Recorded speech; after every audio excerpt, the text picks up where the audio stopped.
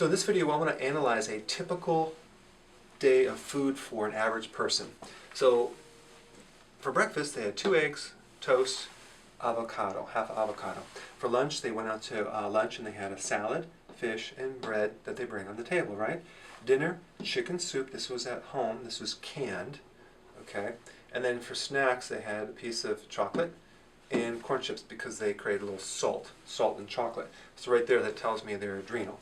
So the first thing I'm going to look at is I'm going to look at why this person cannot lose weight from the fat-burning hormones. So we know right here fat burning occurs with consuming protein, so that was really good.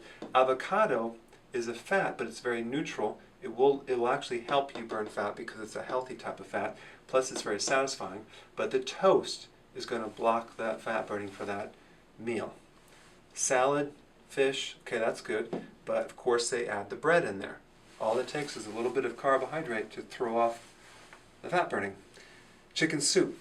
Most of the chicken soup out there that you buy from the grocery store has MSG, hidden as modified food starch. That will stimulate insulin by 300%, blocking all chances of losing weight. So this might be a big problem. Chocolate, most chocolate has sugar in it again, but even if it doesn't, a little bit of caffeine is not good to consume at night because that can keep you up. But chocolate contains not necessarily caffeine, but a chemical that it mimics caffeine. So I don't want to get into exactly the details in that, but it can act like caffeine. And then of course, corn chips are a carbohydrate right through in here. That might be a problem because it's turning into sugar very easily. Now if we analyze it through the nutrients, this is good. Avocado has basically the highest amount of potassium you can consume. It's very nutrient dense. Eggs are almost a perfect nutrient food, so that's good. Toast doesn't have a lot of nutrition. Salad, I would like to know the quantity of salad that person consumed.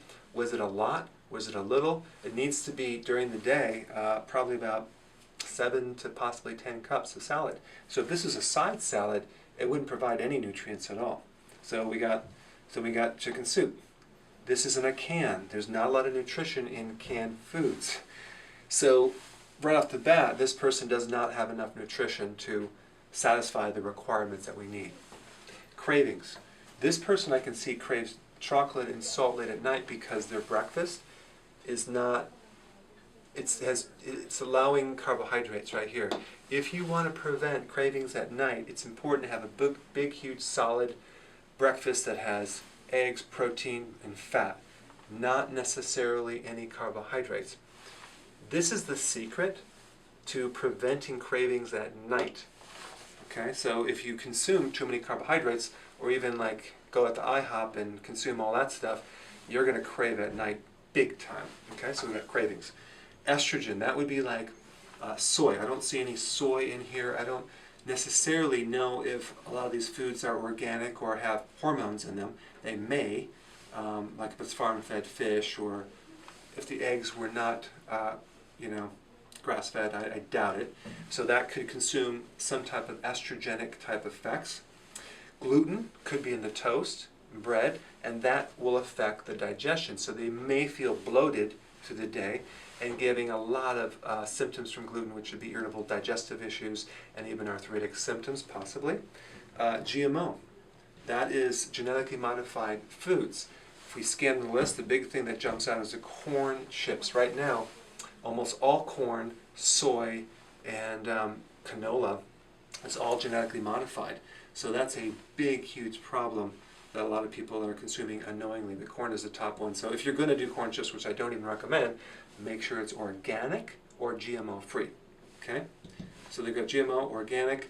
I don't know if any of this is organic. The benefit is that it's a little bit healthier nutrition-wise and it has less hormones and chemicals. And then for your body type, that's a whole other layer of thing that we can look at because some body types need more of this or more of that. So I just wanted to kind of quickly scan to give you some tips that when we look at a daily food plan, we want to dissect from the viewpoint of, are you able to burn fat? Do you have enough nutrition? Are we preventing cravings? Is it aligned with your body type?